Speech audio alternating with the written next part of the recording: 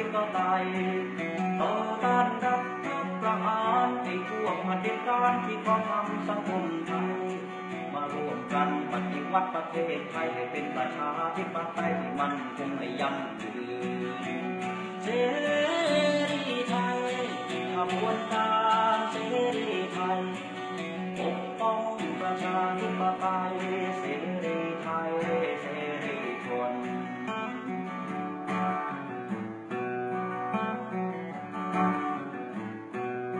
ลุกขึ้นเถิดพี่น้องประชาชนต้านอำนาจช่อชนที่อยู่เรือนเมืองไทยกำจัดไอ้โทราสัตว์ที่น่าที่กดหัวพวงประชาไทยอำนาจบาใหญ่มาร่วมกันเปลี่ยนแปลงประเทศไทยสู่สังคมยุคใหม่ประชาธิปไตยแท้จริงเสรีไทยขบวนการเสรีไทยปกป้องประชาธิปไตยเสรีไทยเสรีชน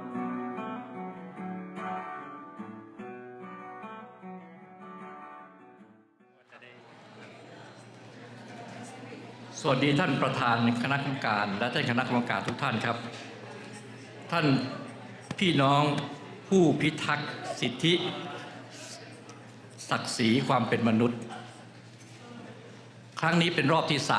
3ที่ผมได้มามีโอกาสพบกับท่าน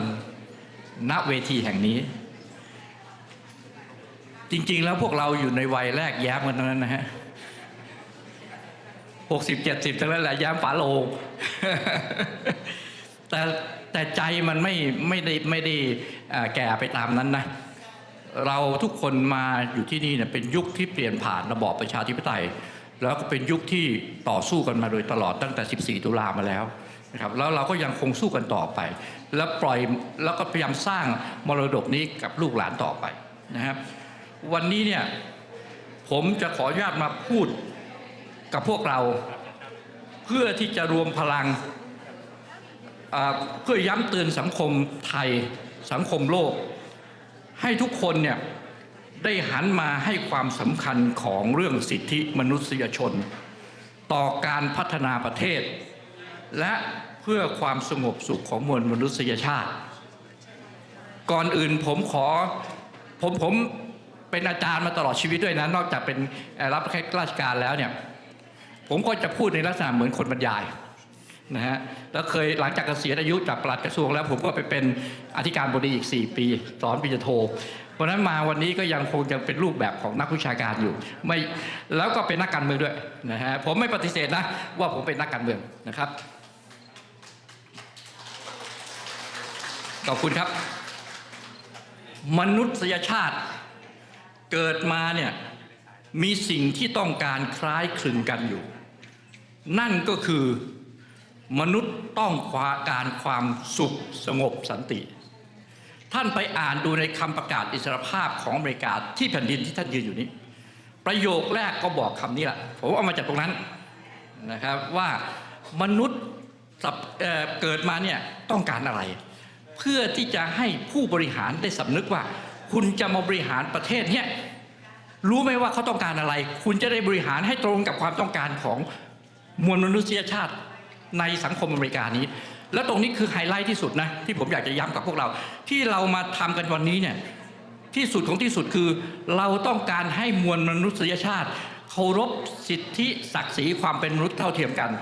แล้วมันจะเกิดความสุขสงบสันติในที่สุดแต่วันนี้มันไม่สงบนะครับมันอยู่ในช่วงเปลี่ยนผ่านนะฮะผมอ้างทฤษฎีมัสโลว์ซึ่งบอกเอาไว้ว่ามนุษย์เนี่ยนะมีความต้องการอยู่ทั้งหมด5 ขั้นตอนด้วยกันขั้นตอนล่างสุดต่ำสุดนั่นคือมนุษย์ต้องการปัจจัย4ปัจจัย4คืออะไรก็คือที่อยู่อาศัยอาหารยารักษาโรคและเสื้อผ้าเครื่องนุ่งห่มนี่เป็นพื้นฐานนะต่อจากนั้นพอมนุษย์มันต้องการสิ่งนี้แล้วได้สิ่งนี้แล้วเนี่ยมันจะขยับขึ้นขั้นที่2มนุษย์มีความโลภไงมันก็ขยับเรื่อยๆไปนะฮะมัสโลว์บอกว่ามนุษย์เนี่ยขั้นที่2คือต้องการความปลอดภัยในชีวิตและทรัพย์สินถามว่าจริงไหมนั่งอยู่ตรงนี้ใช่ไหมไม่ใช่กลัวตายแต่เขาต้องการหลักประกันความปลอดภัยในชีวิตและทรัพย์สินดังนั้นฝ่ายปกครอง ฝ่ายนักการเมืองต้องเข้าใจนะครับว่าคุณเข้ามาบริหารรับใช้ประเทศเนี่ยต้องรู้วัตถุประสงค์ที่แท้จริงมนุษย์ต้องการความสุขมนุษย์ต้องการปัจจัย4มนุษย์ต้องการความปลอดภัยในชีวิตและทรัพย์สินเพราะฉะนั้นรัฐบาลทุกรัฐบาลต้องทำให้ได้นะครับแต่ไม่ใช่เขาบอกว่าต้องการความปลอดภัยในชีวิตและทรัพย์สินก็เลยสนองตอบด้วยการกดขี่ข่มเหงข่มขู่อย่างเงี้ยอย่างคสช.ทำเนี่ยมันพลิกหน้ามือเป็นหลังมือนะครับนะข้อ 3มนุษย์เป็นสัตว์สังคมต้องการอยู่ร่วมกันเป็นครอบครัวเป็นหมู่คณะและยุคคลื่นลูกที่3ในระบอบประชาธิปไตยคือต้องการการมีส่วนร่วมนะต้องการการยอมรับในสังคมและต้องการที่จะแบ่งบทบาทหน้าที่การทำงานเพื่อให้มนุษย์มีความงอกเงยมีการพัฒนาได้อย่างดีคนเดียวทำไม่ได้หรอกครับเดี๋ยวผมจะพูดถึงคลื่นลูกที่1ที่2ที่3ต่อไปนะฮะเอาไอ้5ทฤษฎีนี้ก่อน5ขั้นตอนที่4มนุษย์เนี่ยพอต้องการการมีส่วนร่วมแล้วต้องการให้คนที่อยู่ในสังคมนั้นเนี่ยยอมรับเขาว่าเป็นหนึ่งในสังคมนั้นจริงหรือไม่จริงนั่งอยู่ในที่นี้เนี่ยมีใครบ้างที่ถูก excommunicate คือไม่พูดด้วยเลยสักคนใครเดินผ่านก็ไม่ทักเนี่ยอกแตกตายนะเพราะฉะนั้นไอ้ขั้นที่4คือมนุษย์เนี่ยต้องการมีส่วนร่วมแล้วยังไม่พอขั้นที่4คือต้องการให้ทุกคนยอมรับว่าฉันเป็นยูนิตหนึ่งส่วนหนึ่งของสังคมนี้คุณมีครอบครัวเป็นสามีภรรยาเป็นพ่อของลูกเป็นปู่ย่าตาทวดของหลานต้องการให้คนต่างๆเหล่านี้ยอมรับแล้วเคารพในหน้าที่สิทธิของแต่ละบุคคลนี่คือความต้องการของมนุษย์ขั้นที่4ขั้นที่5สุดท้ายมนุษย์ต้องการความเป็นอมตะคำว่าความเป็นอมตะคือจริงๆมนุษย์เนี่ยมันไม่อยากตายครับไม่ว่าไอ้จินซีก็ดีแม้ทั้งพระพุทธเจ้าเองก็ไปศึกษาเรื่องนี้แต่แล้วมันต้องตายพอมันจะต้องตายเนี่ยมันก็เลยหาสิ่งชดเชยทดแทนนั่นก็คือสร้างค่านิยมเรื่องบูชาบรรพบุรุษบูชาผีบรรพบุรุษของตัวเองแล้วก็นำมาสู่การสร้างพีระมิดสร้างมัมมี่นะสร้างทูมขึ้นมาฝังไม่ต้องการเผาเนี่ยเพราะเขาต้องการยังมีความทรงจำให้กับลูกหลานเขาว่าเขาเนี่ยคือปู่นะคือทวดนะคือย่านะถามว่าไม่จริงเหรอนี่ไงนะฮะเพราะมันยังไงมันก็ต้องตายดังนั้นคนที่เป็นผู้นำประเทศบริหารประเทศมาสิ่งสูงสุดที่เขาต้องการคืออะไรเขาต้องการให้คนทั้งประเทศนั้นยอมรับเขาและมีอนุสาวรีย์ให้เขานี่คือสุดยอดละเขาไม่ตายละอย่างอับราฮัมลิงคอล์นไม่ตายจากเราเพราะมันอยู่ในแบงก์ไงจะตายได้ไงยอร์จวอชิงตันไม่ตายไงมันอยู่ในแบงก์ไงนี่แหละคือความต้องการของมนุษย์ขั้นสุดท้ายขั้นสุดยอดนะไม่ใช่เสียวสุดยอดนะแต่อันนี้มันความต้องการสุดยอดของมนุษย์นะฮะคราวนี้ผมก็จะมาพูดถึงว่าสังคมเนี่ยเขาต้องการให้ทุกคนให้ความเคารพกันแล้วมี5ขั้นตอนนี้นะแล้วผมก็มาวิเคราะห์ว่าในขณะนี้ในปัจจุบันเนี่ยเราต้องเข้าใจก่อนว่าโลกนี่มันมี4ยุคตั้งแต่มีประวัติศาสตร์มาก่อนประวัติศาสตร์มาเนี่ยวันนี้เป็นคลื่นลูกที่4ที่คนไทยรัฐมนตรีพาณิชย์เอาไปใช้ยุทธศาสตร์เรื่อง 4.0 นะเพราะฉะนั้นท่านจะได้เข้าใจโลกยุคที่1คือโลกยุคบรรพกาลโลกยุคมนุษย์หินโลกยุคที่มนุษย์เนี่ยกินของทิพย์พ่อผมบอกนะที่พ่อสอนนะกินของทิพย์คืออยู่ในถ้ำออกไปล่าสัตว์นะหาปลาออกไปเก็บผักผลไม้มาแล้วมากินแปลว่าเทวดาเลี้ยงกินอิ่มทิพย์กินของทิพย์แต่พอต่อมาเนี่ยโลกเข้าสู่ยุคประวัติศาสตร์มนุษยชาติมีความฉลาดขึ้นรู้จักไฟรู้จักอะไรก็มาทำเรื่องการเกษตรกรรมและการปศุสัตว์มนุษย์รู้จักเพาะเลี้ยงพืชผลทั้งหลายแล้วก็เลี้ยงสัตว์เพื่อความอุดมสมบูรณ์ขึ้นนี่เป็นคลื่นลูกที่2และคลื่นลูกที่2เนี่ยมันก็จะเกิดหัวหน้าหมู่จนกระทั่งพัฒนาขึ้นมาเป็นกษัตริย์ นะเรียกว่ายุคศักดินาเพราะเป็นสังคมเกษตรที่อยู่บนผืนดินดังนั้นอพยพออกจากภูเขาจากถ้ำลงมาอยู่ข้างล่าง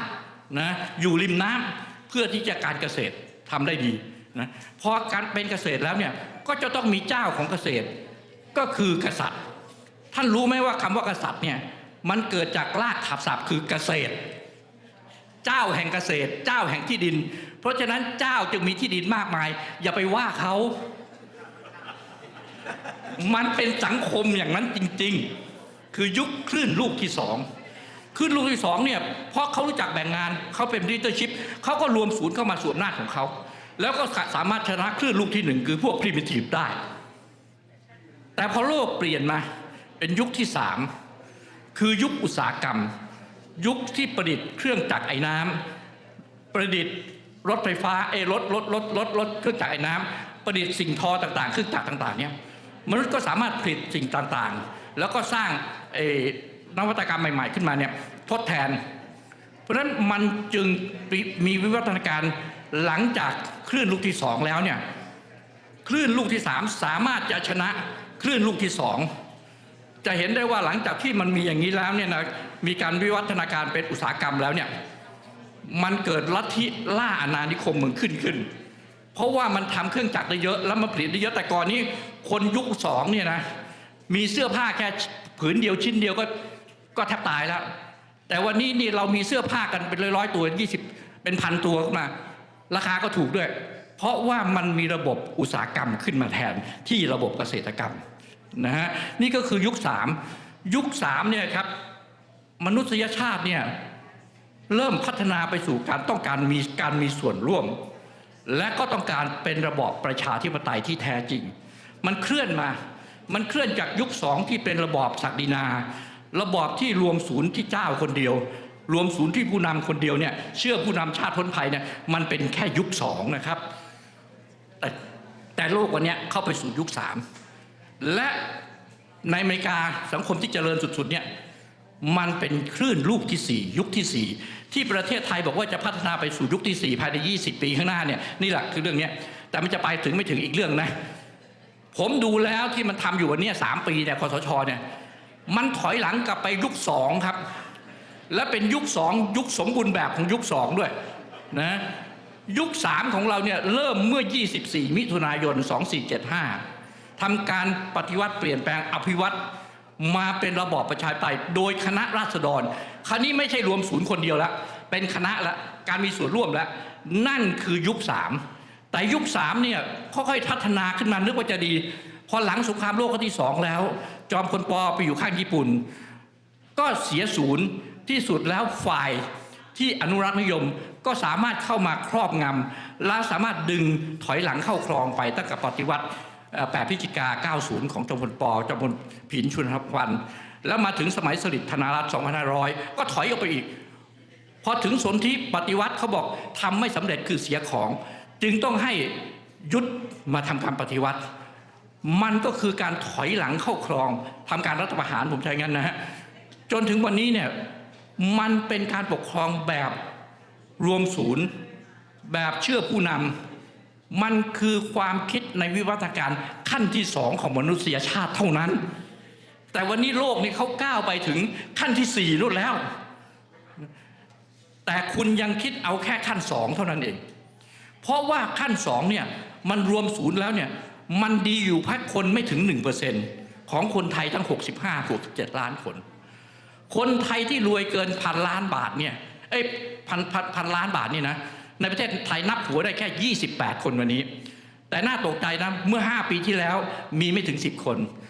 อีก5 ปีต่อมาพัฒนาขึ้นไปเป็น28 คนก็เท่าตัวกว่าแต่คนจนสิครับมีเป็น99% นะถ้าสังคมมันเหลื่อมล้ำกันขนาดนี้นะแล้วไม่ยอมที่จะเคลื่อนมาสู่ยุคที่3และไม่ไปยุค4เนี่ย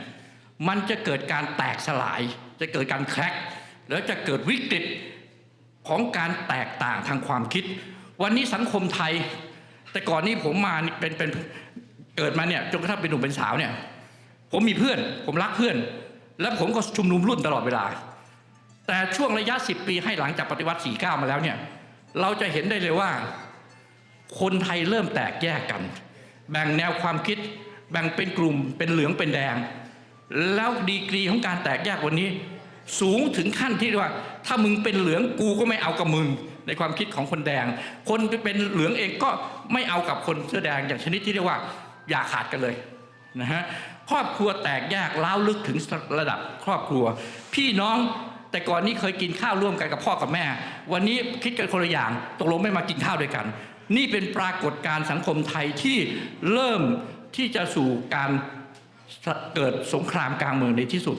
อเมริกาเนี่ยหลังจากประกาศอิสรภาพแล้วเนี่ยมาถึงประธานาธิบดีลินคอล์นคนที่16เนี่ยสังคมเป็นการแตกแยกแบ่งแยกผิวสีพันธุ์แบ่งทาสแบ่งนายจ้างจนที่สุดมันไปไม่ได้ก็เกิดสงครามกลางเมืองอเมริกาเกิดสงครามกลางเมืองกัน6 ปีตาย600,000 กว่าคนนะครับเฉพาะไอ้กิสเตอร์เบิร์กเนี่ย1 นาทีใช่ครับอ๋อเหลือเวลา1 นาทีโอเคเดี๋ยวจบนะฮะก็เพื่อให้รู้ว่ามันสังคมเนี้ยนะมันเกิดความแตกแยกแล้วมันจะมีแนวโน้มสู่การเกิดสงครามกลางเมืองมันเป็นกฎธรรมชาติเพราะมันเปลี่ยนจากยุค2เป็นยุค3เท่านั้นเองนะฮะผมพูดมานี่เพื่อให้รู้ว่ามันไม่มีทางอื่นอ่ะนะสรุปก็คือว่ามนุษย์ต้องการความสุขและมนุษย์ต้องการรักอิสระเสรีภาพและความยุติธรรมเพราะอะไรเพราะว่าถ้ามีสิ่งเหล่านี้แล้วเนี่ยมนุษย์จะเกิดความสุขได้นะฮะเพราะฉะนั้นกฎหมายต้องเป็นกฎหมายถูกต้องเป็นถูกผิดต้องเป็นผิดแต่วันนี้บ้านเมืองไทยเนี่ยมันถูกเป็นผิดผิดเป็นถูกนะฮะมันจึงเห็นเลยว่าแนวโน้มอนาคตเนี่ยมันมีปัญหาแน่นอนพวกเราที่มานั่งอยู่ในที่นี้ผมทายใจว่าท่านไม่อยากเห็นอย่างนั้นจึงได้มารวมกันคิดมารวมกันหากำลังใจเพื่อจะหาวิกฤตว่าไอ้วิกฤตพวกนี้ให้มันเป็นโอกาสแล้วก็ทำให้สังคมไทยเนี่ยมันกลับคืนสู่ความสุขความสงบสันติได้จะทำกันอย่างไรแต่ถ้าหากว่าพวกเราไม่ช่วยกันจริงๆแล้วเนี่ยมันหนีไม่พ้นสงครามกลางเมืองซีวิลวอร์ผมบอกได้เลยว่าอย่างแน่นอนนะฮะเพราะมันมีกองกำลังมันมีความคิดเห็นที่แตกต่างมันสามารถระดมผลได้ดีเป็นหมื่นๆทั้ง2 ฝ่ายแล้วที่สุดมันก็เข้ามาปะทะกันแบบสงครามเหนือใต้ของอเมริกานั่นเองนะทั้งหมดเนี่ยผมมีเรื่องที่อยากจะพูดมากกว่านี้แต่ว่าเวลาไม่พอนะครับก็เลยอยากจะขอให้ทุกท่านได้เข้าใจว่าที่เรามาร่วมกันแล้วคุณเพียงดีก็พูดเนี่ยผมยังจำคำพ่อผมพูดได้เอามาใช้พ่อผมเป็นประธานรัฐสภานะแล้วก็ปลูกฝังทางการเมืองมาตลอดพ่อบอกทุกครั้งว่าคนเนี่ยนะมันจะก้าวหน้าได้เนี่ยมันก็เหมือนเสือน่ะมันต้องหมอบย่อแล้วมันจะกระโดดขึ้นจับเหยื่อได้มนุษย์เนี่ยนะจะต้องย่อตัวให้ต่ำสุดก่อนวันนี้การต่อสู้ของเราอยู่ในขั้นของการตั้งรับดังนั้นการรับลวงพรางการที่ใช้รหัสกันการที่ไม่ยอมเปิดเผยตัวจริงเวลาบริจาคแล้วก็บอกไม่ต้องใส่ชื่อเนี่ยมันคือปรากฏการณ์ที่ทำถูกต้องแล้วนะครับเพราะมันเป็นยุคที่เราต้องย่อตัวพรางแล้วค่อยกระโดดขย้ำเหยื่อเมื่อกำลังเราพร้อมและเมื่อที่จะต้องการเปลี่ยนแปลงสังคมนี้ให้เป็นอนาคตของลูกหลานเราต่อไปผมขอจบการบรรยายเพียงเท่านี้ครับขอบคุณครับ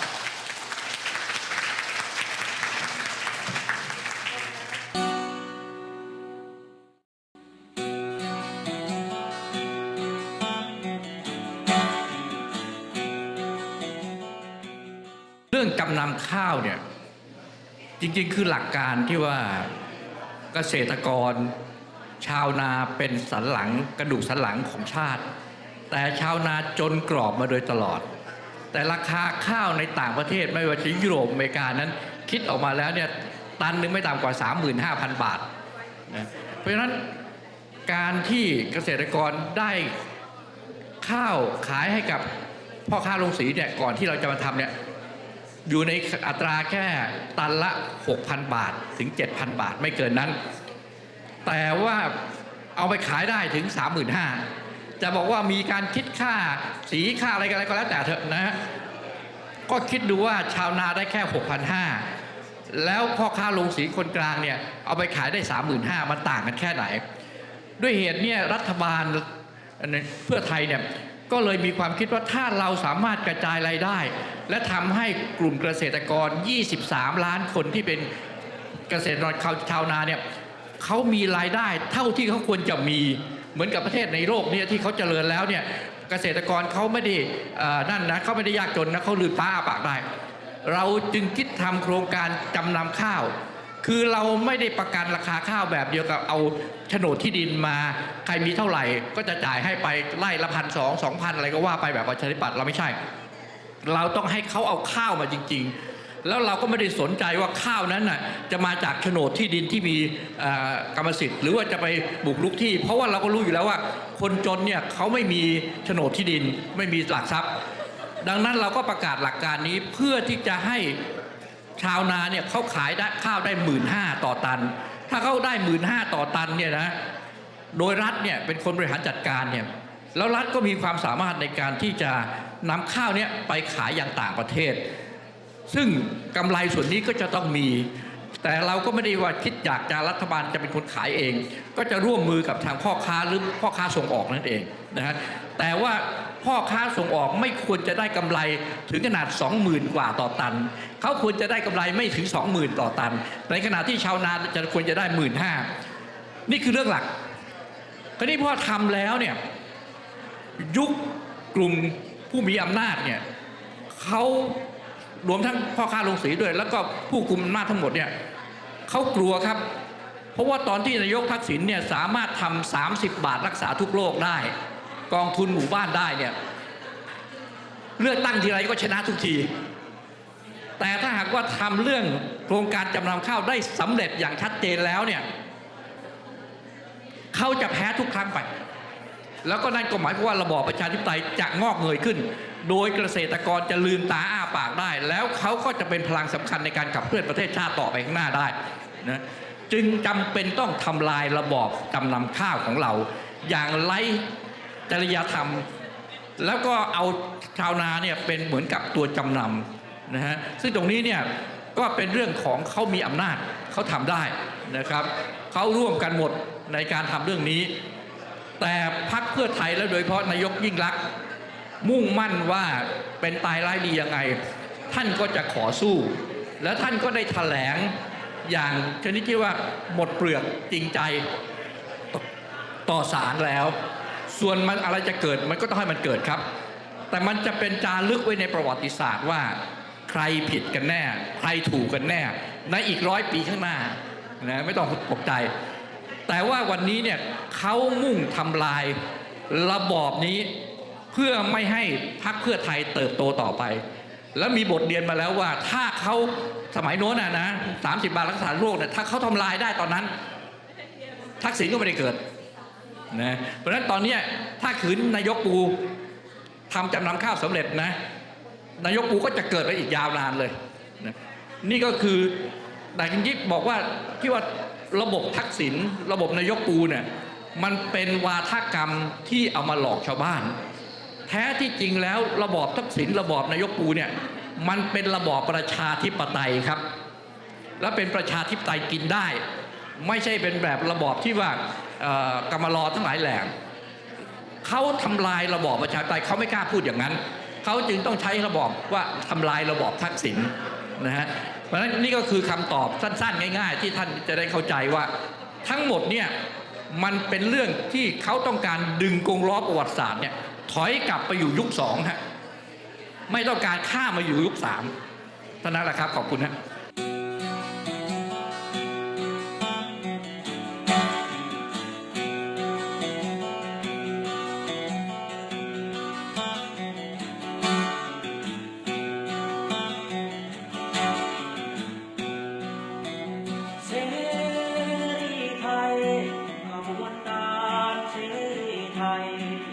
ปกป้องประชาธิปไตย